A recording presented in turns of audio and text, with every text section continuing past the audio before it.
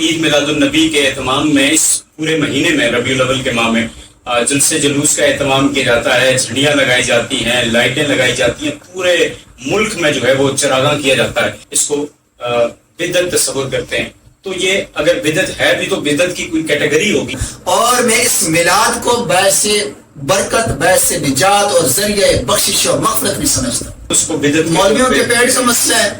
ہر کسی نے اس دور کے اندر اپنی ریڑھی لگائی ہوئی ہے، اپنا چورن بیچ رہے ہیں. بات یہاں پہ ختم ہو جانی چاہیے. پھر اتنے اختلافات کی وجوہات کیا ہیں؟ کیا صحابہ کرام رضوان اللہ تعالی علیہم اجمعین نے سلور جبلیاں منائی ہیں؟ کیا گولڈن جبلیاں منائی ہیں؟ کیا 150 سالہ جشن دارالعلمہ کے ہاں جو ہے وہ اس میلاد کو لے کے کیا موقف ہے؟ سیرت النبی کا جلسہ جائز ہے تو میلاد مصطفیٰ کا جلسہ بھی جائز ہے. یاد رکھیے کہ میلاد بر صغیر پاک و ہند کی یہ رائج کردہ طریقہ نہیں ہے، بلکہ پورے عالم اسلام اور عالم عرب کے اندر حضور علیہ السلام کا میلاد کعبے کے اندر بھی منایا جاتا تھا، گنبد خضرا کی سنہری جالیوں کے سامنے بھی منایا جاتا تھا. یہ تو رحمت للعالمین سے مراد بھی ذات مصطفیٰ، وکان فضل اللہ علیہ کا عظیمہ سے مراد بھی ذات مصطفیٰ. حضور آگے میرا فضل مل گیا، حضور آگے میری رحمت مل گئی. جب رحمت مل جائے، جب فضل آ جائے، مل جائے تمہیں، تو اب فضل ملنے پر اللہ کا شکر ادا کرو. فلیفرحوا، خوشیاں مناؤ. اب یہ کیسا عاشق کا بندہ کہے کہ میں میلاد مناؤں اور ساری رات وہ میلاد کے جلسوں میں بیٹھ جائے اور صبح فجر کی نماز نہ پڑھے؟ یہ تو کوئی عاشقی نہیں ہے نا. بڑے بڑے آئمہ محدثین ہیں، آئمہ مفسرین ہیں، سب کے نزدیک میلاد جائز بھی تھا اور وہ خود بھی عمل کرتے تھے. ہیڈ کوارٹر میں چلتے ہیں ذرا، دیوبندیت کے ہیڈ کوارٹر میں قاضی امداد اللہ مہاجری مکی. اگر میلاد کا جلسہ بدعت ہے تو پھر سیرت النبی کا جلسہ کیسے جائز؟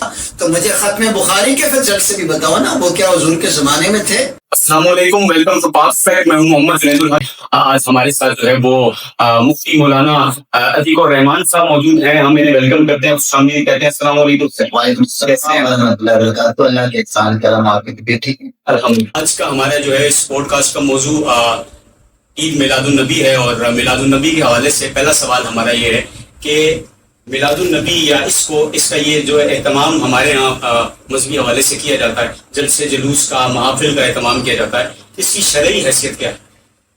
بسم اللہ الرحمن الرحیم، الحمدللہ والصلاة والسلام علی رسول اللہ، اما بعد فاعوذ باللہ من الشیطان الرجیم، بسم اللہ الرحمن الرحیم. میں ابتدائی طور پہ بے حد ممنون و مشکور ہوں جناب آپ کا کہ آپ نے اس نشست کے اندر بندہ ناچیز کو جو ہے وہ مدعو کیا، اور آج کی اس پربہار اور پر رونق یہ جو خوبصورت موضوع ہے اس پہ گفتگو کرنے کی جو ہے وہ سعادت حاصل ہو رہی ہے.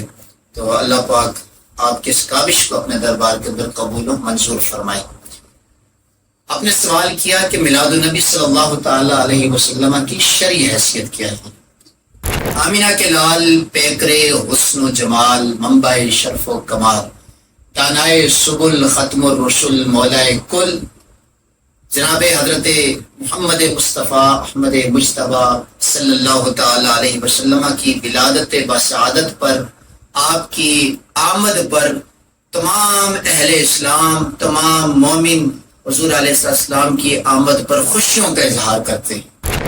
اور یہ خوشی کا اظہار کرنا یہ کوئی اپنے سے گھڑا ہوا طریقہ نہیں، یہ محفل میلاد کرنا یہ کوئی رسم نہیں، کوئی رواج نہیں، کسی بادشاہ کا رائج کردہ طریقہ نہیں، بر صغیر پاک و ہند کا رائج کردہ طریقہ نہیں، بلکہ یہ صدیوں سے چلا رہا ہے. جب سے کریم آقا صلی اللہ تعالی علیہ وسلم کی ولادت باسعادت سے بھی ہزاروں سال پہلے اللہ رب العزت نے میرے مصطفیٰ علیہ السلام کی ولادت باسعادت پر جنتوں کو بھی سجا دیا تھا، عرشوں کو بھی سجا دیا تھا، زمینوں اور آسمانوں کو بھی سجا دیا تھا. اگر حضور علیہ السلام کی ولادت باسعادت سے کے پہلے جو مراحل گزرے ہیں، جن میں رحمت عالم صلی اللہ علیہ وسلم کی آمد سے قبل بھی حضور کی آمد کی خوشخبریاں تھیں، نویدیں تھیں، تب سے سنائے جا رہے تھے. حضور آئے نہیں، اعلانات پہلے سے ہو رہے تھے، میرے مصطفیٰ آئے نہیں، تفسیر اور چرچے پہلے سے ہو رہے تھے. قرآن مجید برہان الرشید کی طرف چلتے ہیں. خالق ارض السماء نے ارشاد فرمایا کہ الذین یتبعون الرسول النبی الامی الذی یجدونہ مکتوبا عندہم فی التوراۃ والانجیل، کہ وہ لوگ جو اس امی نبی کی اتباع کرتے ہیں. امی نبی سے مراد میرے آپ کے آقا آمنہ کے لال ہیں. اس امی نبی کی اتباع کرتے ہیں. کس کی؟ یجدونہ مکتوبا عندہم فی التوراۃ والانجیل، کہ جن کا ذکر وہ تورات اور انجیل کے اندر لکھا ہوا پاتے ہیں. یعنی تورات اور انجیل کے اندر حضور کی آمد سے پہلے حضور کے چرچے موجود تھے. حضور کی آمد سے پہلے حضور کے کمالات کو اللہ نے تمام سماوی آسمانی کتب کے اندر بیان کیا ہوا تھا. اور وہ لوگ اتنا حضور کا جب تذکرہ پڑھتے، ذکر خیر پڑھتے، تو ہر ایک کی یہ تمنا ہوتی، آرزو ہوتی کہ کاش کہ وہ نبی آخر الزمان کا زمانہ ہم دیکھ لیں. اور قرآن مجید کی ایک آیت بھی گواہ ہے کہ الذین آتیناہم الکتاب یعرفونہ کما یعرفون ابناءہم، کہ وہ نبی کہ وہ لوگ جنہیں ہم نے کتاب دی ہے، الذین آتیناہم الکتاب، کتاب دی ہے، یعرفونہ کما یعرفون ابناءہم، اور وہ ان کتابوں کے اندر حضور کا چرچا اتنا پڑھتے ہیں، وہ حضور کو اتنا جاننے لگ گئے، اتنا پہچاننے لگ گئے، حضور سے اتنا واقف ہو گئے. یعرفونہ کما یعرفون ابناءہم، جیسا کہ لوگ اپنے بچوں کو جانتے ہیں. یعنی حضور کی ذات سے اتنا وہ واقف ہو گئے. تو سماوی آسمانی کتب کے اندر بھی کریم آقا صلی اللہ تعالی علیہ وسلم کے آمد کے تذکرے جو ہیں وہ موجود تھے. تو میں نے بنیادی طور پہ ایک بات عرض کی تھی کہ یہ کوئی گھڑا ہوا طریقہ نہیں، یہ کوئی کسی بادشاہ کا رائج کردہ طریقہ نہیں. الحمدللہ العظیم میلاد مصطفیٰ کو سب سے پہلے قرآن مجید کے اندر بھی میرے رب ذوالجلال نے بیان کیا. میرا سوال آگے یہی تھا کہ قرآن کی روح سے کوئی دلیل ہے جو اس ایک میلاد النبی کا اہتمام کے حوالے سے موجود ہے؟ الحمدللہ جی، قرآن مجید کے اندر واضح دلیلیں موجود ہیں کہ جس میں کریم آقا صلی اللہ علیہ وسلم کی ولادت بسعادت پر مومنین کو یہ کہا جا رہا ہے کہ تم خوشیوں کا اظہار کرو. سورہ یونس پارہ نمبر 11 اللہ رب العزت نے ارشاد فرمایا قل بفضل اللہ وبرحمتہ فبذالک فلیفرحوا. اے محبوب آپ اپنی زبان نبوت سے فرما دیجئے کیا کہ بفضل اللہ، کہ جب اللہ کا فضل مل جائے، وبرحمتہ، اور اس کی رحمت مل جائے، یعنی اللہ کا فضل بھی مل جائے، وبرحمتہ، اور اس کی رحمت بھی مل جائے، تم نے کرنا کیا ہے؟ فبذالک فلیفرحوا، اس فضل کے حصول پر، اس رحمت کے حصول پر فلیفرحوا، تم نے خوشی منانی ہے، خوشی کا اظہار کرنا ہے، جھومنا ہے. اب خوشی کا تعلق جنید الحق صاحب آپ مجھے یہ بتائیں کہ خوشی کا تعلق انسان کے دل کے ساتھ ہے یا ظاہر کے ساتھ ہے؟ خوشی جب خوشی کے اثرات ہوتے ہیں، جب وہ خوشی بندہ مناتا ہے تو اس کے ظاہر سے بھی پتہ چلتا ہے، ظاہری عمل سے، کہ یہ بندہ خوش ہے. یعنی جب خوشی کا اظہار، جذبات کا اظہار ہوتا ہے. خوشی کا مطلب جو بندہ خوش ہے، اللہ نے اگر کسی بچے کو کسی بندے کو اولاد کی نعمت عطا فرمائی ہے تو وہ اپنے نرینہ اولاد اگر کسی سے مل گئی تو وہ اس پہ اتنا خوش ہوتا ہے، پورے محلے کے اندر مٹھائیاں بانٹتا ہے، دیگیں پکاتا ہے، لنگر تقسیم کرتا ہے. کیوں؟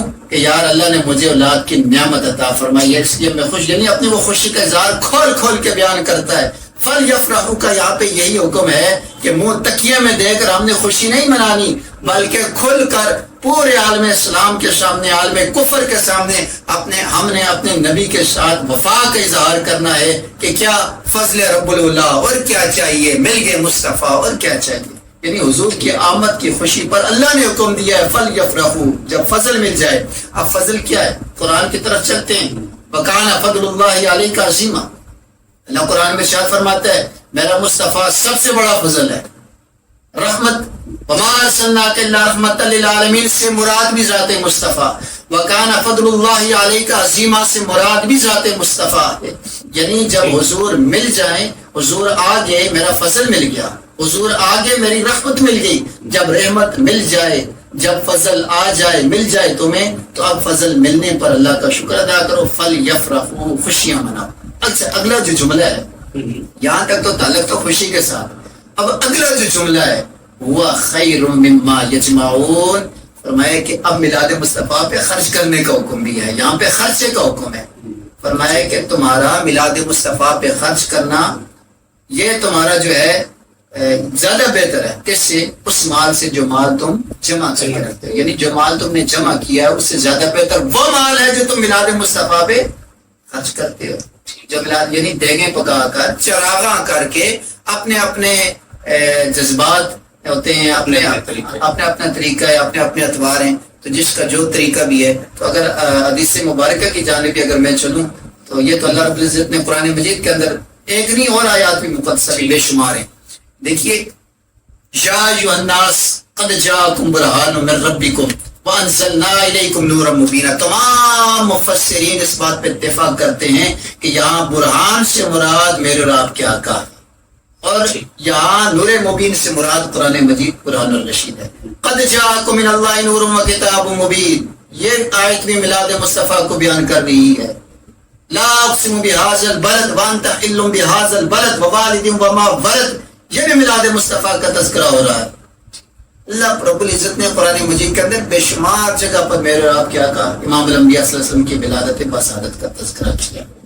حدیث رسول کے حوالے سے یا کچھ حدیث کتب سے کوئی حوالہ موجود ہے؟ قرآن مجید کے بعد سب سے اتھینٹک جو کتاب ہے وہ بخاری شریف کی، اور بخاری شریف کے بعد مسلم شریف کا درجہ ہے. ٹھیک ہے.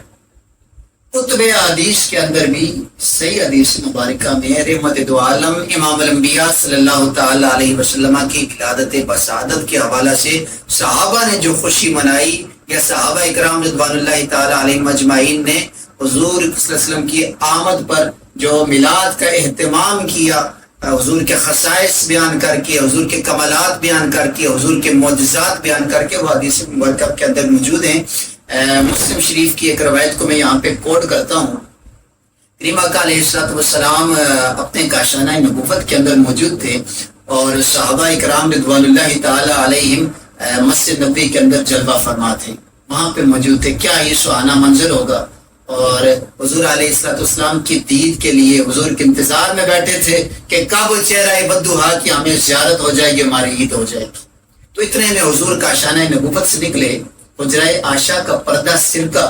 کریم آقا علیہ السلام جب تشریف لائے تو صحابہ اکرام رضوان اللہ تعالی علیہم اجمعین جھوم اٹھے، ہر طرف خوشبو ہی خوشبو پھیل گئی.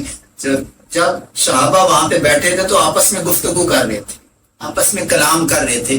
حضور علیہ السلام کے قریب آئے، اور قریب پہنچ کر رحمت دو عالم صلی اللہ تعالی علیہ وسلم نے پوچھا، اے میرے غلاموں، اے میرے دین کے متوالو، اے میرے لائے ہوئے دین کے ستونوں کو تھامنے والو، اے میرے وفا شارو جانشارو، بتاؤ ما اجلسکم، تم کس کی محبت میں یہاں بیٹھے ہو، تمہیں کس چیز نے یہاں پر بٹھائے رکھا ہے؟ کیا حضور نہیں جانتے تھے؟ حضور تو فرش پر بیٹھ کر عرش بری کی خبریں دینے والوں نے نہیں پتا تھا صحابہ کیوں بیٹھے. دراصل حضور کا پوچھنا اس کے اندر حکمت اور راز یہ تھا کہ تاکہ جو جواب صحابہ کا ہو وہ جواب 1400 سال بعد آنے والے میری امتیوں کے لیے دلیل بن جائے، امتیوں کے لیے دلیل بن جائے. اس لیے حضور نے پوچھا. اور جب حضور علیہ السلام نے پوچھا ما اجلسکم، اے میرے غلاموں تم یہاں پر کیوں بیٹھے ہو، تو عرض کرنے لگے یا رسول اللہ صلی اللہ تعالی علیہ وسلم، قالوا جلسنا نذکر اللہ ونحمدہ علی ما ہدانا للاسلام ومن علینا بکا. یا رسول اللہ صلی اللہ علیہ وسلم، اے مدینے کے سلطان، ہم اس لیے یہاں پر بیٹھے ہیں. دیکھیے اب وہاں پہ جو صحابہ بیٹھے تھے وہ مسائل زکوٰۃ کو نہیں بیان کر رہے تھے، وہ مسائل نماز پہ گفتگو نہیں کر رہے تھے، وہ مسائل صدقات اور خیرات یا جہاد کی کسی عنوان پہ گفتگو نہیں کر رہے تھے. اب صحابہ جواب کیا دیتے ہیں؟ قالوا جلسنا نذکر اللہ ونحمدہ علی ما ہدانا للاسلام ومن علینا بکا. یا رسول اللہ صلی اللہ علیہ وسلم، ہم یہاں پر اس لیے بیٹھے ہیں، اللہ کی حمد و ثنا بھی بیان کر رہے ہیں، اس کی تعریف و توصیف بھی کر رہے ہیں، اس کی یکتائی اور احدیت اور صمدیت کو، اس کی الوہیت کو بھی بیان کر رہے ہیں، اور ساتھ علامہ ہدانا للاسلام کہ اللہ نے جو اسلام کے ذریعے ہمیں ہدایت عطا کی ہے، ومن علینا بکا، اور آپ کو ہم نے بھیج کر ہم پہ جو کرم کیا ہے ہم اس کرم کو بیان کر لیں.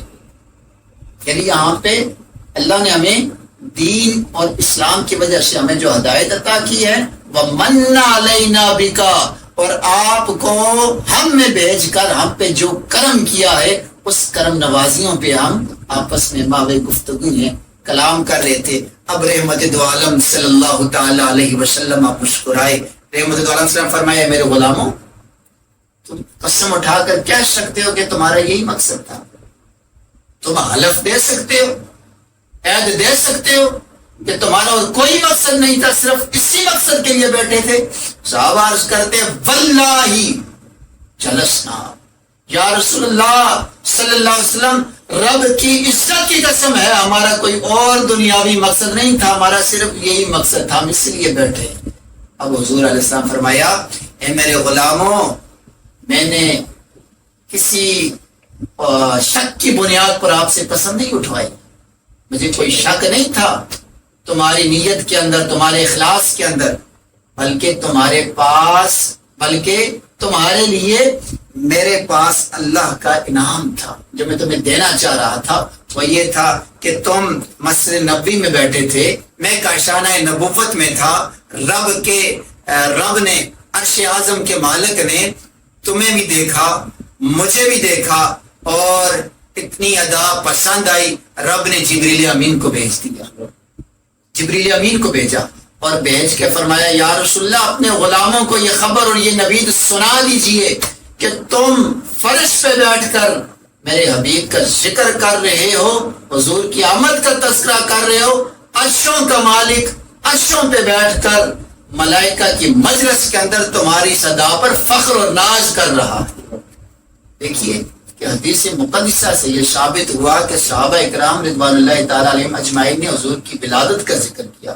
محفل میلاد میں ہوتا کیا ہے؟ سب سے پہلے ہوتی ہے تلاوت قرآن کی، پھر ہوتی ہے ثنا خوانی، پھر ہوتا ہے تذکرہ حضور کے خصائص کو بیان کیا جاتا ہے، حضور کے کمالات کو بیان کیا جاتا ہے، حضور کے معجزات کو بیان کیا جاتا ہے، حضور کے پسینے اور مدینے کی باتیں کی جاتی ہیں، حضور کے تبسم کا تذکرہ ہوتا ہے، تکلم کا تذکرہ ہوتا ہے، آل کی بات ہوتی ہے، اصحاب کی بات ہوتی ہے۔ اسی مجلس کو تو ہم اپنے میلاد ہیں۔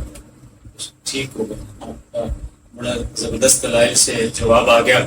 اور اب اس میں ذرا یہ واضح کر دیجئے گا کہ یہ عمل جو ہے جس میں حضور اکرم صلی اللہ علیہ وآلہ وسلم کے آمد پر خوشی کا اظہار کیا جا رہا ہے یا میلاد منایا جا رہا ہے، تو اس عمل کو کیسے دیکھیں گے؟ یہ عشق رسول کی کوئی محفل ہوگی یا عبادت کے طور پہ بھی اس کو ہم دیکھ سکتے ہیں؟ دیکھیے کہ اللہ رب العزت نے قرآن مجید کے اندر اپنے محبوب کی صفات کو بیان کیا، ٹھیک ہے، اپنے محبوب علیہ السلام کے کمالات کو بیان کیا۔ حضرت عائشہ صدیقہ، صدیق باپ کی صدیقہ بیٹی، ام المؤمنین، محبوب رب العالمین حضرت عائشہ صدیقہ رضی اللہ تعالی عنہا سے کسی نے پوچھا کہ حضور کے اخلاق کیسے تھے، تو آپ نے کیا جواب دیا؟ آپ نے فرمایا کیا تم نے قرآن نہیں پڑھا؟ سارے کا سارا قرآن تو میرے مصطفیٰ کے اخلاق کو بیان کر رہا ہے، حضور کے اوصاف کو بیان کر رہا ہے، حضور کے عادات کو، حضور کے خصائص کو بیان کر رہا ہے۔ تو پتہ چلا سارے قرآن کے اندر جب حضور کا ذکر ہے تو قرآن پڑھنا باعث ثواب ہے یا نہیں ہے، باعث عبادت ہے یا نہیں ہے؟ قرآن کی تلاوت عبادت بن گئی یا نہیں بن گئی؟ قرآن میں حضور کا ذکر نہیں۔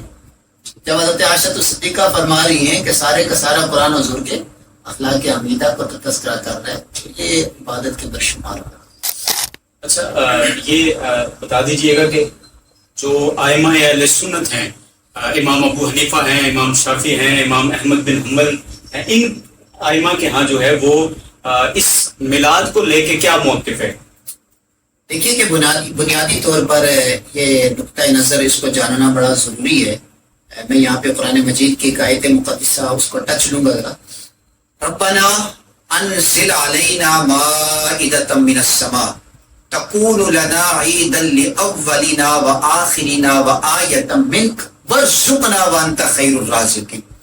جناب حضرت عیسیٰ علیہ السلام نے رب کی بارگاہ میں التجا کی، آرزو کی، تمنا کی، الہ العالمین انزل علینا مائدۃ من السماء، اے مولا، اے کائنات کے خالق و مالک، تو آسمان سے ہم پر مائدہ نازل فرما، خوان نعمت نازل فرما، دسترخوان، من و سلوہ کا تذکرہ کیا، مانگا۔ کیوں؟ تاکہ وہ نعمت جب ہمیں مل جائے گی تو تکون لنا عیدا لاولنا وآخرنا، یعنی جب یہ نعمت، خوان نعمت ہمیں مل جائے گی تو پھر جس دن ہمیں ملے گی یہ دن ہم بطور خوشی عید کا منائیں گے۔ تکون عیدا لاولنا وآخرنا، تاکہ یہ ہمارے لیے بھی اور بعد میں آنے والوں کے لیے بھی یہ دن عید کا دن بن جائے۔ اب خوان نعمت یعنی اللہ کا رزق ہے، رزق جو ہے وہ اللہ کی نعمت ہے، لیکن رزق ادنا نعمت ہے، ذات مصطفیٰ اعلیٰ نعمت ہے. ٹھیک ہے. رزق وہ نعمت ہے کہ جسے کھائے بغیر بندے کی جان باقی نہیں رہتی، اور حضور کی محبت وہ نعمت ہے، ذات مصطفیٰ وہ نعمت ہے جس دل کے اندر حضور کی محبت نہ ہو تو ایمان باقی نہیں رہتا. ٹھیک. اگر رزق بندے کو مل جائے تو اسلوب یہ ہے، نبی علیہ السلام کا فرمان یہ ہے کہ جب اللہ کا رزق کھاؤ تو اس کے بعد الحمدللہ. پانی اللہ کا رزق ہے، پیو تو آخر میں پڑھو الحمدللہ، یعنی اللہ کا شکر ادا کرو کہ مولا تو نے مجھے اپنی نعمت عطا فرمائی ہے. یعنی ادنا نعمت پر اللہ کا شکر اگر بجا لانا یہ ضروری ہے تو حضور تو اعلیٰ نعمت ہیں. پھر اعلیٰ نعمت پر ہم شکریہ کے طور پر، یہی تو ہم کہتے ہیں میلاد کا بنیادی مقصد ہی یہی ہے کہ اللہ تعالیٰ کے حضور ہم سجدہ شکر بجا لائیں، اللہ تعالیٰ کے حضور ہم اس نعمت کبریٰ پر، اس فضل عظیم پر، اس رحمت پر شکر بجا لائیں. مولا ہم گناہ گاروں کو تو نے اپنا محبوب نبی عطا کیا. یہی تو مقصد ہے. پھر آپ نے ائمہ محدثین کی بات کی. دیکھیے کہ میں اگر صحابہ کے قول سے بھی میں نے آپ کو بتا دیا اور عمل سے بھی بتا دیا، قرآن کی آیات مقدسہ سے بھی میں نے آپ کو بتا دیا. اب چلتے ہیں ائمہ کی طرف اور تابعین کی طرف. تابعین کے لسٹ میں حضرت امام حسن بصری رحمت اللہ علیہ کا بہت بڑا نام ہے اور بہت بڑا آپ کا کام ہے. امام حسن بصری یہ وہ تابعی ہیں کہ جو تابعین کے بھی سردار ہیں، اور حضرت عبداللہ ابن عباس رضی اللہ تعالیٰ عنہ کے خاص شاگردوں میں سے. تو حضرت امام حسن بصری کیا فرماتے ہیں میلاد کے متعلق؟ آپ فرماتے ہیں کہ اگر میرے پاس احد پہاڑ کے برابر سونا ہو، سنیے گا تابعین کا قول، کہ اگر میرے پاس احد پہاڑ کے برابر سونا ہو تو میں وہ سارے کا سارا سونا حضور کے میلاد پہ خرچ کر دوں. یہ تو تابعین کا قول ہے، تابعین کا عمل ہے. وہ یہ تمنا اور آرزو ظاہر کر رہے ہیں کہ ہمارے پاس جو بھی ہو کل کائنات ہو ہم حضور کے نام پہ تقسیم کرتے ہیں، حضور کے نام پہ ہم اسے خرچ کر دیں. اور آگے چلیں حضرت معروف کرخی رحمت اللہ علیہ، یہ اولین کی صف میں شمار ہوتے ہیں. حضرت معروف کرخی رحمت اللہ علیہ، ان کا بھی ایک اظہار محبت تھا. وہ اپنی محبت کا اظہار اس انداز سے کرتے ہیں. وہ اپنی کتاب کے اندر لکھتے ہیں کہ اگر کوئی شخص حضور علیہ الصلوۃ والسلام کی میلاد پر طعام پکاتا ہے، یعنی لنگر پکاتا ہے، اور لنگر پکا کر وہ لوگوں کو دعوت دیتا ہے، اور دعوت دے کر حضور کا میلاد نامہ پڑھتا ہے، چراغاں کرتا ہے، یہ روشنی، یہ لائٹنگ، یعنی اس کا اہتمام کرتا ہے، تو حضرت معروف کرخی کہتے ہیں کہ مجھے یہ پوری امید ہے، میں اس پوری امید پر اللہ کے کرم پر بھروسہ کر کے کہتا ہوں کہ اللہ تعالیٰ اسے قیامت کے روز نبیین کا قرب اور معیت نصیب فرمائے گا. یعنی جو حضور کے میلاد مناتا ہے، لوگوں کو بلاتا ہے، چراغاں کرتا ہے، میلاد نامہ پڑھتا ہے، معروف کرخی کہتے ہیں میں اللہ کے کرم پر بھروسہ کر کے یہ کہتا ہوں اللہ انہیں نبیین کے ساتھ اٹھائے گا. ائمہ محدثین کے اندر حجت المحدثین امام عسقلانی رحمت اللہ علیہ کا بہت بڑا نام ہے.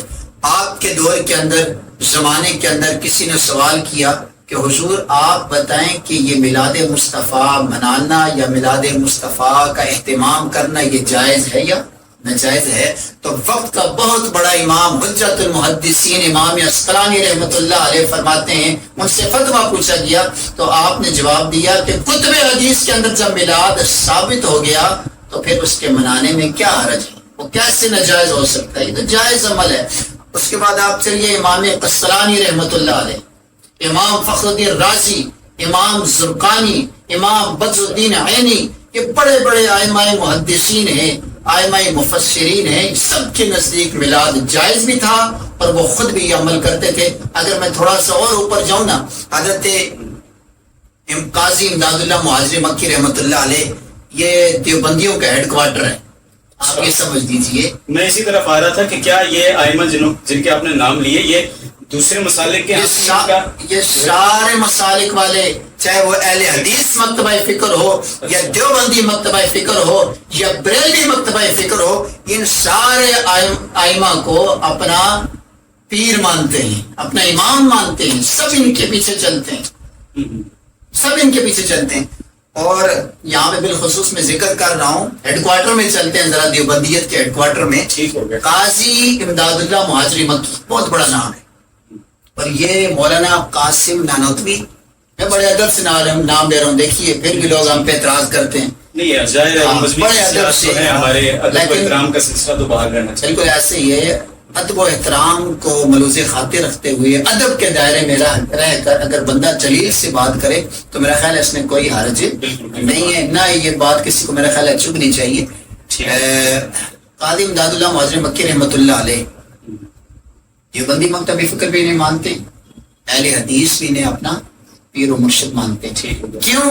اور بریلوی بھی الحمدللہ. کیوں بریلوی انہیں اللہ کا ولی بھی مانتے؟ اس لیے کہ ان کے والد نے اپنے گھر کے اندر میرے مصطفیٰ کے میلاد کے جلسے سجائے تھے. اچھا. اس لیے تو قاضی امداد اللہ مہاجر مکی رحمۃ اللہ علیہ آپ کے دور کے اندر، زمانے کے اندر دو گروپوں میں آپس میں لڑائی ہوگی، جھگڑا ہو گیا. ایک نے کہا کہ ہم میلاد کو جائز مانتے ہیں، ایک نے کہا کہ میلاد کفر ہے، شرک ہے، بدعت ہے. وہ جس طریقے سے وہ جو انداز ہوتا ہے آج کل بھی چل رہا ہے، ابھی بھی وہ ہوا چلتی ہے. تو شرک و بدعت کی جو عموماً فیکٹریاں اس خاص کر کے یہ جو وقت ہوتا ہے یہ بڑا نازک وقت ہے. وہ آگے سوالات کچھ اس طرح کے تھے بیچ میں بدعت کے حوالے سے.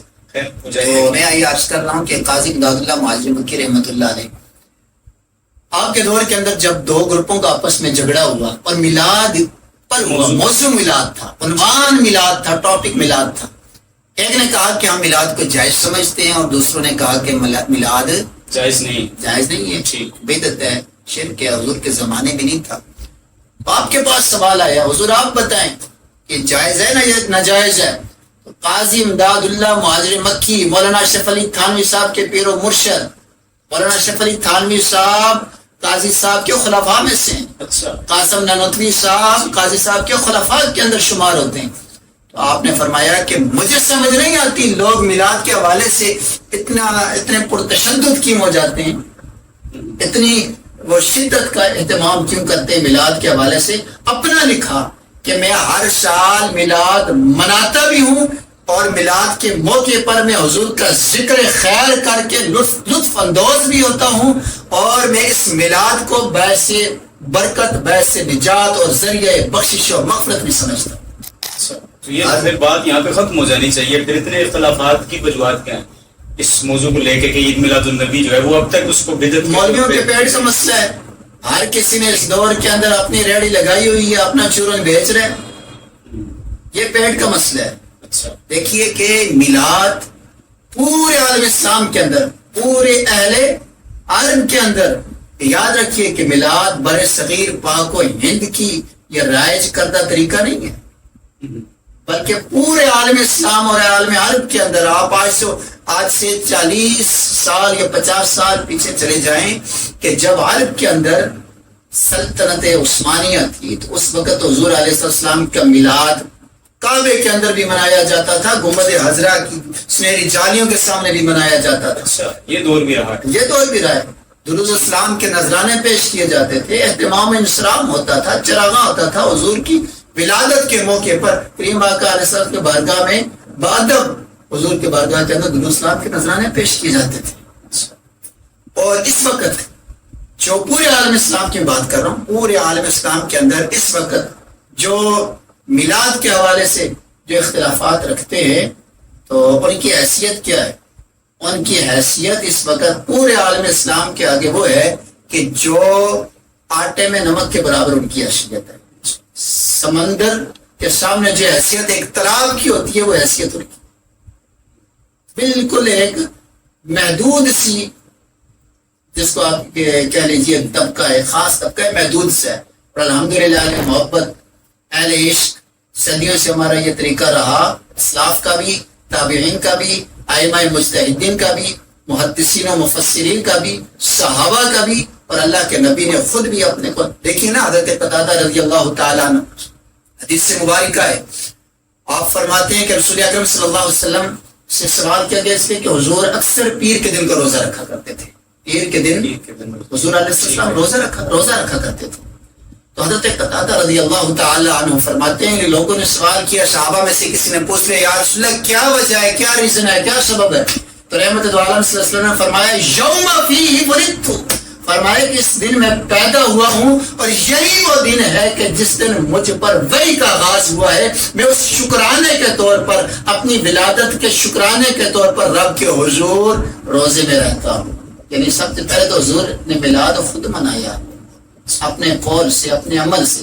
تو آگے چلیے، بخاری شریف کی روایت ہے، بخاری شریف 3906 نمبر حدیث مبارکہ ہے کہ رحمت دو عالم صلی اللہ تعالی علیہ وسلم جب مکہ المکرمہ سے ہجرت کر کے مدینہ طیبہ کی طرف آئے تو اس وقت حالت یہ تھی کہ مکہ معظمہ سے جب ہجرت کی تو مدینے والوں نے بڑے ذوق و شوق کے ساتھ، جوش و خروش کے ساتھ امام الانبیاء صلی اللہ تعالی علیہ وسلم کے استقبال کیا، بڑا دیدنی استقبال تھا۔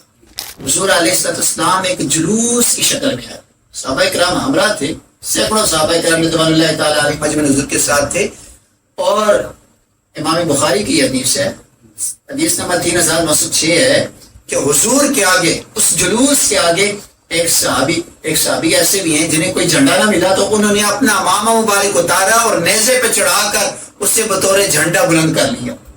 تو یعنی یہ بلند کرنے اور جھنڈا لگانا یہ بھی صحابہ اکرام سے ثابت ہے، یہ بھی صحابہ کے عمل سے ثابت ہے کہ حضور جب مکہ سے ہجرت کر کے مدینے کی طرف جا رہے تھے، جھنڈے کے لیے کوئی کپڑا نہیں ملا، صحابی نے امامہ اتار لیا، نیزے پہ چڑھا لیا اور بلند کر لیا، اور مکے کے جو بڑے بڑے لوگ تھے، جو نوجوان ساتھی تھے، وہ ایک ہی نعرہ لگا رہے تھے، کیا ینادونا یا محمد یا رسول اللہ، یا محمد یا رسول اللہ، گویا اس جلوس کے اندر یا رسول اللہ کے نعرے بھی لگے۔ اور جو چھوٹی چھوٹی بچیاں تھیں، جو چھوٹی چھوٹی بچیاں، آپ نے 12 حدیث مبارکہ میں یہ سنا بھی ہوگا، پڑھا ہی ہوگا، صاحب علم و معرفت ہیں آپ بھی، میں عوام الناس کے لیے بات میں رکھتا ہوں کہ مدینہ طیبہ کی چھوٹی چھوٹی بچیاں، ان کی محبت کا اظہار کیا تھا کہ وہ اپنے مکانوں کی چھتوں پر کھڑی ہو گئی، کریں نا انکار اس کا، مکانوں کی چھتوں پر کھڑی ہو گئی۔ یہاں پہ میں آپ کو مزے کی بات بتاتا ہوں، امام بخاری نے اس حدیث کو جو بیان کیا ہے تو اس میں یہ بھی لکھا ہے کہ جب حضور مکے سے ہجرت کر کے مدینے کی طرف آ رہے تھے تو مہینہ کون سا تھا؟ وہ بھی ربیع الاول کا مہینہ ہے، مہینہ کون سا تھا اور دن کون سا تھا؟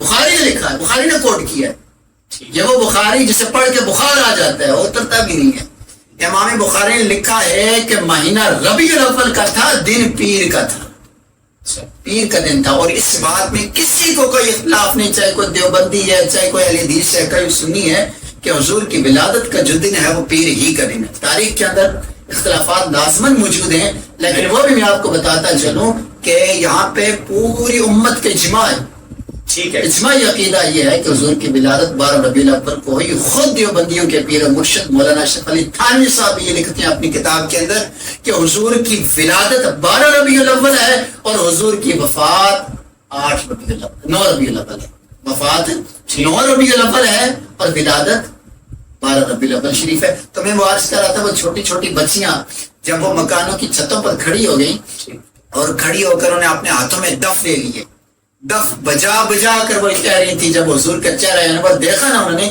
تو حضور کے چہرے کی زیارت جب کی، چہرہ بدوہا پہ نظر گئی تو وہ چھوٹی چھوٹی بچیاں مکانوں کی چھتوں پر کھڑے ہو کر انہوں نے پڑھا طلع البدر علینا من ثنیۃ الوداع وجب شکر علینا ما دعا للہ داعی۔ انہوں نے پہلی مرتبہ حضور کا چہرہ دیکھا تھا، طلع البدر علینا، گویا وہ یہ کہہ رہی تھی کہ مدینہ شریف کے اندر لگ اس طرح رہا ہے کہ گویا 14ویں کا چاند آ گیا، فضل رب العلا، اور کیا چاہیے، مل گیا مصطفیٰ، اور کیا چاہیے۔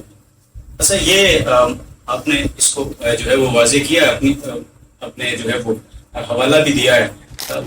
یہ جو تفریق ہے، اختلاف پایا جاتا ہے تاریخ کو لے کر، یہ 12 ربیع الاول کے علاوہ کون سی اور تاریخ ہے؟ اور مجھے جہاں تک علم ہے کہ احمد رضا خان صاحب کے یہاں بھی جو ہے وہ تاریخ 12 ربیع الاول نہیں، وہ ان کی ولادت کی تاریخ جو ہے وہ کوئی اور تاریخ بتاتے ہیں۔ دیکھیے کہ یہ صرف امام اہل سنت مجدد دین و ملت عاشقوں کے امام بریلی کے سلطانہ شیخ احمد رضا خان فاضل بریلی رحمۃ اللہ علیہ کا یا صرف آپ ہی کا عقیدہ نہیں، یا آپ ہی کی تحریر نہیں، یا آپ ہی کی کتاب نہیں. میں یہ پہلے بھی واضح بتا چکا ہوں کہ دیوبندی مکتبہ فکر کے بڑے بڑے علماء، ان میں سے بہت بڑا نام ہے مولانا اشرف علی تھانوی صاحب کا، کہ وہ بھی اپنی کتاب کے اندر لکھ چکے کہ حضور کی ولادت 12 ربیع الاول ہے، حضور کی وفات 9 ربیع الاول ہے. ٹھیک ہے. آپ نے بدعت کے حوالے سے دیگر مخالفین یا دیگر جو مسلک ہیں ان کے حوالے سے تذکرہ کیا کہ وہ اس کو بدعت تصور کرتے ہیں. تو یہ اگر بدعت ہے بھی تو بدعت کی کوئی کیٹیگری ہوگی، یہ کون سی کیٹیگری میں ہے؟ جنید بھائی معذرت خواہوں، بدعت کے ذرا جو ہے وہ مفہوم بھی واضح کر دیجیے گا. جنید بھائی، بنیادی طور پر اس بات کو سمجھنا اور عقل کے اندر بٹھا کر دل کی گہرائی میں جگہ دینا یہ بہت لازم ہے اور ضروری ہے ٹھیک. کہ بدعت کہتے کسے ہیں، وہ کون سا عمل ہے جو بدعت بنتا ہے. ٹھیک. اور اس سے پہلے ہمیں ایک حدیث مبارکہ لے کے آتا ہوں. میرے آقا علیہ الصلوۃ والسلام کے ایک صحابی ہیں حضرت جریر رضی اللہ تعالیٰ عنہ. آپ فرماتے ہیں، روایت کرتے ہیں کہ رسول اکرم صلی اللہ تعالی علیہ وسلم نے ارشاد فرمایا کہ جو شخص بھی دین کے اندر کوئی اچھا طریقہ رائج کرتا ہے، جو شخص بھی اچھا طریقہ رائج کرتا ہے، اس کی ابتدا کرتا ہے، اس کا آغاز کرتا ہے، فرمایا اس رائج کرنے والا بھی، اس پر عمل کرنے والا بھی، اللہ دونوں کو ثواب عظیم اور ثواب رحمت عطا فرماتا ہے. ہمیں تو آج تک بدعت کی یہی تعریف بتائی گئی ہے کہ جی دین میں نیا طریقہ رائج کر لینا جو ہے وہ بدعت ہے. میں دوسری طرف آتا ہوں، اس طرف آ رہا ہوں. اور دوسری اسی حدیث کا دوسرا حصہ یہ ہے کہ جو شخص دین کے اندر کسی غلط طریقے کو رائج کرتا ہے، اس کی ابتدا کرتا ہے، اس کا آغاز کرتا ہے، تو وہ آغاز کرنے والا بھی، ابتدا کرنے والا بھی، رائج کرنے والا بھی عذاب جہنم کا مستحق ہے. اور اس پہ جو عمل کرے گا وہ بھی اللہ تعالیٰ کے عذاب کے مستحق ہیں، گناہگار ٹھہریں گے. حضرت امام بہقی نے امام شافعی رحمۃ اللہ علیہ سے روایت کیا ہے، بدعت کی 2 قسمیں ہیں، ایک بدعت حسنہ ہے اور ایک بدعت سیئہ ہے. بدعت کے رٹ لگانے والوں کے لیے ضروری یہ ہے کہ پہلے وہ یہ چیز سمجھے کہ بدعت کہتے کس. یہ ایک میرے خیال سے ایک طبقہ ایسا بھی ہے جو بدعت کو نئے کسی بھی قسم کے طریقے کو جو ہے وہ قابل قبول نہیں کرتا. ان کی گفتگو بھی بدعت سے شروع ہوتی ہے اور بدعت پہ ختم ہوتی ہے.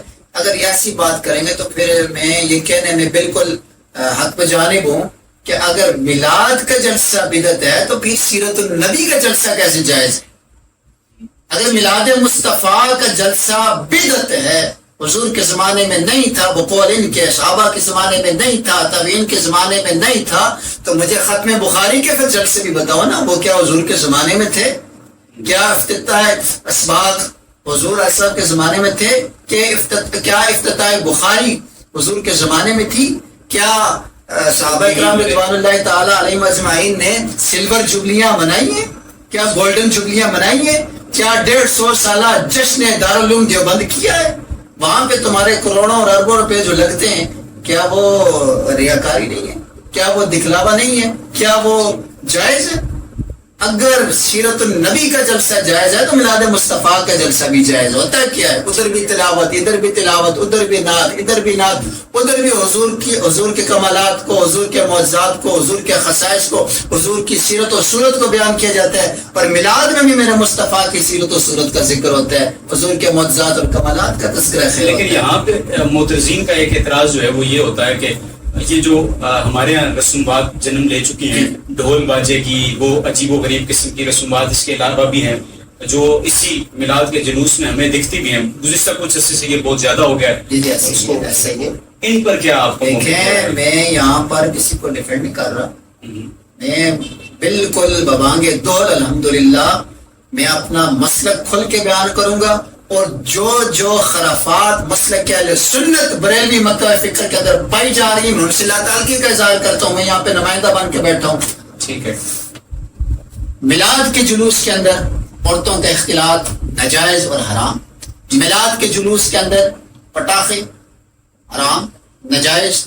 میلاد کے جلوس کے اندر سرسریاں ناجائز ہیں، حرام ہیں. اذان ہو رہی ہے، تم نعرے بازی کر رہے ہو، بالکل ناجائز ہے. بالکل اذان کا احترام ضروری ہے. دیکھیے کہ میلاد مصطفیٰ منانا مستحب عمل ہے، مستحسن عمل ہے، اچھا عمل ہے، لیکن نماز تو فرض ہے نا بابا. جی بالکل نماز فرض ہے، اذان سننا واجب ہے، ضروری ہے ہر مسلمان کے لیے. اب یہ کیسا عاشق کا بندہ کہے کہ میں میلاد مناؤں اور ساری رات وہ میلاد کے جلسوں میں بیٹھ جائے اور صبح فجر کی نماز نہ پڑھے؟ یہ تو کوئی عاشقی نہیں ہے نا. حضور کا مقصد آنے کا کیا تھا؟ حضور نے جو دعوت تبلیغ ارشاد فرمائی، جو امت کو ہدایت دی، دراصل وجہ خدا سے ملانا تھا. اور خدا اور مخلوق کے درمیان جو ملنے اور ملانے کا وسیلہ بنے وہ ذات مصطفیٰ. ایسا میں عرض کر رہا تھا کہ بدعت حسنہ اور بدعت سیئہ، امام بہقی نے امام شافعی رحمۃ اللہ علیہ سے روایت کیا ہے. امام شافعی فرماتے ہیں کہ بدعت دو قسم کی ہے، ایک بدعت حسنہ ہوگی، ایک بدعت سیئہ ہوگی. بدعت سیئہ وہ ہے، وہ گمراہ کن بدعت ہے کہ جو قرآن و حدیث کے تضاد میں ہو، جو قرآن و حدیث کے برعکس ہو، جو اجماع امت کے برعکس ہو، وہ بدعت سیئہ ہے، وہ بدعت گمراہی ہے. جو قرآن و حدیث کے تضاد میں نہ ہو، اچھا عمل ہو، لوگ اس کی وجہ سے خدا کی طرف یا رسول اللہ صلی اللہ علیہ وسلم کی محبت دل میں پیدا ہوتی ہو، تو پھر وہ ناجائز نہیں ہے بلکہ وہ مستحسن عمل ہے. میں یہاں پہ بدعت حسنہ کی کچھ مثالیں دے کے چلتا ہوں، پھر آگے بڑھتا ہوں. مجھے یہ بتائیں نا کہ جو جمعۃ المبارک کے اندر جو پہلی اذان ہوتی ہے، کیا یہ حضور صلی اللہ علیہ وسلم کے زمانے میں تھی؟ یہی کہا جاتا نا کہ جو کام حضور کے زمانے میں نہیں ہے بعد میں آیا تو وہ بدعت بن گیا. تو کیا جمعے کی پہلی اذان حضور کے زمانے میں نہیں تھی؟ نہیں. جواب ملتا ہے نہیں. پہلی اذان کا تو تصور ہی حضور کے زمانے میں نہیں تھا.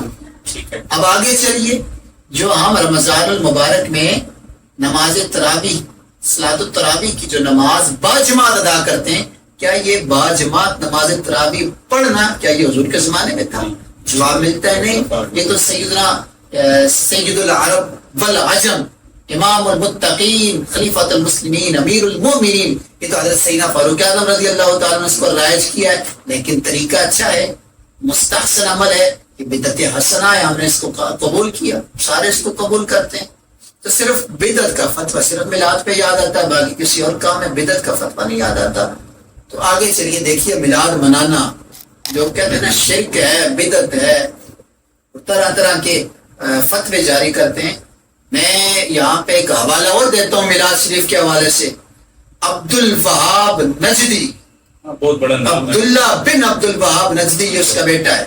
عبداللہ بن عبد الوہاب نجدی اپنی کتاب سیرت الرسول کے اندر لکھتا ہے. یہ عبداللہ بن عبد الوہاب نجدی یہ اس دھڑے کا بہت بڑا مضبوط بندہ ہے، سپریم ہیڈ ہے. یہ اپنی کتاب سیرت الرسول کے اندر لکھتا ہے کہ جب رسول اللہ صلی اللہ علیہ وسلم کی ولادت ہوئی، پیدا ہوئے، تو حضور کی یہ آمد کی خبر جب ابو لہب جو تھا وہ بہت بڑا دین کا دشمن تھا. ابو لہب دین کا دشمن دین کا غدار تھا. حضور اعظم کی ذات کا کتنا بڑا دشمن تھا کہ قرآن مجید کے اندر پوری سورت اس کی مذمت کے اندر نازل ہوئی ہے. لیکن جب ابو لہب نے، اب یہ بات لکھنے والا کون ہے؟ عبداللہ بن عبد الوہاب نجدی ہے. وہ اپنی کتاب سیرت الرسول کے اندر لکھتا ہے کہ جب حضور کی ولادت کی خبر ابو لہب نے سنی نا، تو اس نے بتیجا سمجھ کر اپنی جس انگلی سے اشارہ کیا، اپنی سویبہ نامی اس لونڈی کو آزاد کیا، یعنی خوشی میں، یار میرے بھائی کے گھر اللہ نے بیٹا دیا ہے، جا تو آزاد ہے. تو ابو لہب جب مر گیا تو کسی نے خواب کے اندر دیکھا، بلکہ حضرت عباس رضی اللہ تعالیٰ عنہ نے خواب کے اندر دیکھا اور پوچھا بتا تیرے پہ کیا بیت رہی ہے؟ تو ابو لہب کہنے لگا میں بڑے شدید عذاب کے اندر ہوں، بہت تکلیف میں ہوں، دائیں بھی عذاب ہے، بائیں بھی عذاب ہے، آگے بھی عذاب ہے، پیچھے بھی عذاب ہے. لیکن جب پیر کا دن آتا ہے، سوموار کا دن آتا ہے، تو میں وہ اپنی شہادت والی انگلی جس سے میں نے اپنی لونڈیا کو آزاد کیا تھا، سویبہ کو، جا تو آزاد ہے، اس جب انگلی کو میں اپنے منہ کے اندر ڈالتا ہوں تو مجھے سکون ملتا ہے، مجھے راحت ملتی ہے، مجھے سرور ملتا ہے. یہاں پہ ابن جوزی لکھتے ہیں کہ اگر تین کتنے بڑے دشمن کو فقط بتیجے کی خوشی میں اس نے اگر اپنی لونڈیا کو آزاد کر دیا، اگر اللہ اس کو اتنا اجر عطا فرما رہا ہے تو جو حضور کا غلام حضور کا امتی نبی سمجھ کر حضور کی ولادت کی خوشی مناتا ہوگا، اللہ اسے کتنا بڑا اجر و ثواب عطا فرماتا ہوگا۔ اچھا، ایک اور جو ہے وہ معترضین کی طرف سے اعتراض بھی ہے، اور میرا ذاتی طور پہ وہ سوال بھی ہے کہ جو عید میلاد النبی کے اہتمام میں اس پورے مہینے میں ربیع الاول کے ماہ میں جلسے جلوس کا اہتمام کیا جاتا ہے، جھنڈیاں لگائی جاتی ہیں، لائٹیں لگائی جاتی ہیں، پورے ملک میں جو ہے وہ چراغاں کیا جاتا ہے، اس پہ محافل بھی ہوتی ہیں، کروڑوں کے اخراجات ہوتے ہیں، تو کیا اس سے بہتر نہیں ہے کہ اس ماہ میں یا سالانہ اوورآل جو ہے وہ پورے سال میں اس قسم کے اعمال کیے جائیں جس میں کسی غریب کی بیٹی کی شادی کا خرچہ اٹھا لیا جائے، کسی جو ہے وہ بے سہارا کی مدد کر دی جائے، اور جو ہے وہ کسی جو بے گھر ہے اس کے لیے کسی گھر کا جو ہے وہ اہتمام کر دیا جائے؟ کیا اللہ اور اس کا رسول ان اعمال سے زیادہ خوش نہیں ہوں گے؟ بالکل جنید بھائی، آپ کا سوال ماشاءاللہ بہت اچھا سوال ہے، آپ نے میری دل کی بات کو زبان پہ لے آئے۔ عرض یہ ہے کہ کریم آقا علیہ السلام بے سہاروں کے سہارا بن کے تشریف لائے، بیچاروں کے چارہ بن کے تشریف لائے، ڈوبنے والوں کے کنارہ بن کے تشریف لائے، حضور تے امت کے غم خوار ہیں، غم گسار ہیں۔ تو رحمت دو عالم صلی اللہ علیہ وسلم کی تعلیمات بھی یہی تھی۔ دراصل میں آپ کو یہ بتانا چاہتا ہوں، دیکھیے کہ اس میں کوئی عرض نہیں ہے۔ وہ جو میں نے آیت مقدسہ پڑھی تھی فَلْيَفْرَحُوا هُوَ خَيْرٌ مِّمَّا يَجْمَعُونَ، کہ وہاں پہ خرچ کا ذکر تھا، ٹھیک ہے، وہاں پر خرچ کا ذکر تھا کہ وہ خرچ کرو، وہ خرچ کرنا اس مال سے بہتر ہے جو تم نے اپنے گھروں میں چھپا کے رکھا ہے، اپنے گھروں کے اندر سنبھال کے رکھا ہے، اس سے بہتر ہے میلاد پہ خرچ کرنا۔ ہر بندہ اپنے جذبات کا اظہار کرتا ہے، کوئی جھنڈیاں لگا کے کرتا ہے، کوئی لائٹنگ کر کے کرتا ہے، کوئی لنگر پکا کے کرتا ہے، سب کا مقصد کیا ہے؟ فضل رب اللہ، اور کیا چاہیے؟ مل گئے مصطفیٰ، اور کیا چاہیے؟ مقصد تو سب کا ایک تھا۔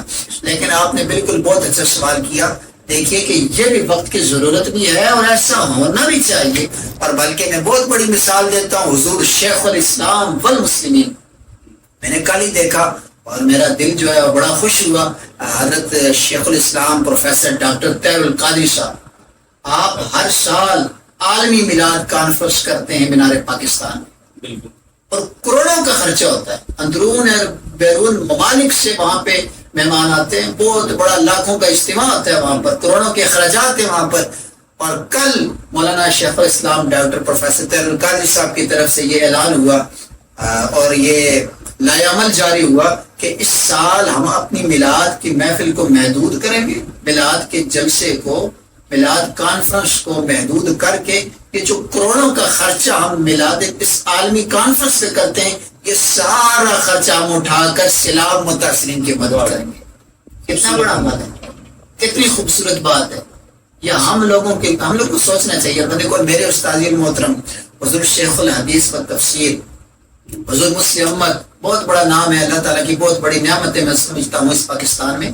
حضرت پیر سید حسین الدین شاہ صاحب سلطان پوری متض اللہ علی متعان اللہ تعالیٰ بطول حیاتی، اللہ پاک ان کو عمر حضری عطا فرمائے، بیمار ہیں اللہ شفا عطا فرمائے۔ تو آپ ہمیشہ یہ فرمایا کرتے ہیں اپنے درس و تدریس کے اندر، ہمیں تو ہمیشہ انہوں نے یہی سبق پڑھایا، بیٹا میلاد کے دنوں میں اپنے ارد گرد کے ماحول پہ بھی نظر دوڑا لیا کرو، اپنے گرد و پیش بھی لوگوں کو دیکھ لیا کرو، پڑوس کے اندر، رشتہ داروں کے اندر، اپنی برادری میں، اپنے خاندان میں، اپنے قوم میں، اپنے قبیلے کے اندر تصور یہ باندھا کرو کیا کہ حضور کے میلاد کا تصور، حضور کے میلاد کا باندھ کر تم کسی غریب کی کسی غریب عورت کے یا کسی غریب بچی کے ساتھ پہ اگر تم دوپٹہ بھی دو دو گے، اس سے بھی حضور خوش ہوں گے، اس سے خدا بھی خوش ہوگا، مصطفیٰ بھی خوش ہوگا۔ یعنی تصور کیا ہوگا؟ میلاد مصطفیٰ۔